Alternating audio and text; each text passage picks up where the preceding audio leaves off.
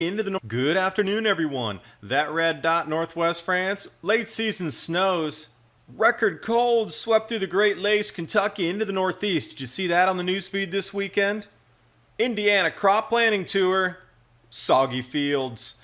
Looking at wheat, 65% in Oklahoma, 46% in Kansas, and Texas 63, poor to very poor quality. And ag prices just keep climbing along with your food price. And this video is made possible by Hemp Lucid, CBD oil for your mind, body, and spirit.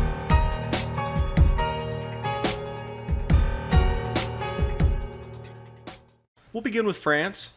Northwest, dot on the map here, lowlands area, late season snows. Notice the banana tree in the background. Nice color, green and white. Patio furniture blanketed. I thought, okay, that's just a couple flakes, but then we look at the highway conditions. Look at some of the countryside photos as well. April 30th. Yeah, late season snow. It's almost May 1st. But interestingly, 300,000 lightning strikes across Europe in the last 24 hours. Yeah, that's almost 500,000.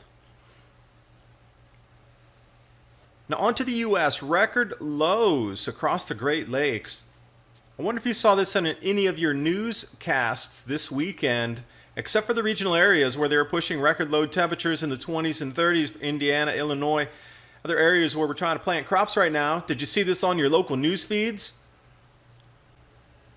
If you were not in this area, I'm sure they did not report it. If this was record heat, it would be front page news everywhere. Stepping out to May 10th, this map is in degrees Celsius. Please remember there's a huge difference between Fahrenheit and Celsius. Talking about 6 degrees Celsius, below normal temperatures. And you know what's interesting, where it's really dark green in northern Canada up there? That's the whole Baffin Island, Nunavut area. That was the seed point for the last glaciation on our planet. Also, and as I've been covering the wheat losses, AgPro just put out their wheat field assessment after the freeze. Here it is. Kansas winter wheat, as I've reported yesterday, 46% is poor to very poor. Oklahoma taking the top spot at 65% of all the wheat up there into the two lowest rated categories of poor and very poor, and then Texas at 63%. And even as far south as Arkansas, seeing what the freeze damage on the wheat looks like. Remember, this is almost 2 weeks ago, and now they're seeing the same things that were reported all through Kansas, this leaf tip burning and different kind of head damage that's occurring.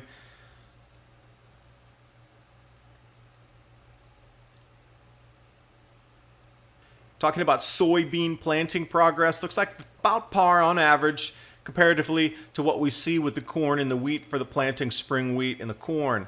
I-80 planting tour, this is just through Indiana, taking a look at the field conditions here. This is off Ag Day. Soggy fields, delays in planting.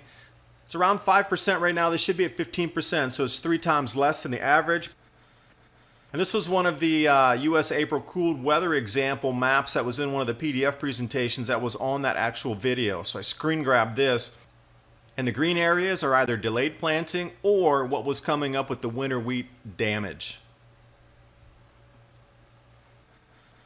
This would explain why the commodities prices keep rising and rising. And I assure you, as we move forward, the prices from this point in your life are never going to become cheaper. It is going to be up and up, literally from this point. And everything I've discussed in this video is linked in the description box below. And while you're doing some research through those articles, take a look at what CBD oil can do for your mind, your body, and your spirit. Hemp Lucid. And I thank you so much for watching the video. Hope it can help you somehow structure your life so you can see the future more clearly, where we're going with the food price increases and how this will affect your life and how you can take steps to protect yourself as this is rolling out.